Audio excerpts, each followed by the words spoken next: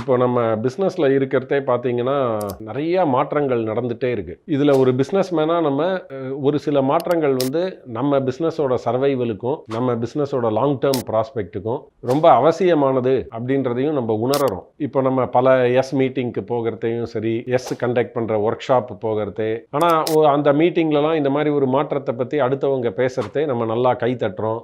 அதை வந்து நல்லா ஒரு உணர்வு பூர்வமாக நம்ம உணர்றோம். இது எல்லாமே இருந்தாலும் ஒரு பிஸ்னஸ்க்கு வந்துட்டு ஒரு மாதமோ 3 மாதமோ 6 மாதமோ கழிச்சு ஒருத்தங்க நம்ம கிட்ட வந்து அந்த மாற்றம் நீ வந்து கண்டிப்பாக செய்யணும்னு சொன்னியே, மாற்றத்தை செஞ்சிட்டியா உன்னுடைய பிஸ்னஸில் அப்படின்னு நம்ம கேட்டோம்னா 90% பேர் வந்து இல்லை, அது பண்ணுறதுக்கு எனக்கு டைமே கிடைக்கல, அந்த மாற்றத்தை வந்து நம்ம இப்போ அடுத்த மாதம் தான் செய்ய போகிறோம், இந்த மாதிரி ஒரு பதில் தான் நமக்கு அடிக்கடி கிடைக்குது ஒரு பிஸ்னஸ் ஓனர்கிட்டேருந்து. இப்போ மாற்றங்கள் செய்யறதுக்கு நமக்கு கை தட்டுறதுல இருக்கிற ஆர்வம் வந்து மாற்றத்தை கொண்டு வர்றதுல இல்லை, நமக்கு இன்ட்ரெஸ்டே இல்லாததுனால தான் அந்த மாற்றத்தை நம்ம கொண்டு வர மாட்டோம் அப்படின்ற மாதிரி சொன்னார்.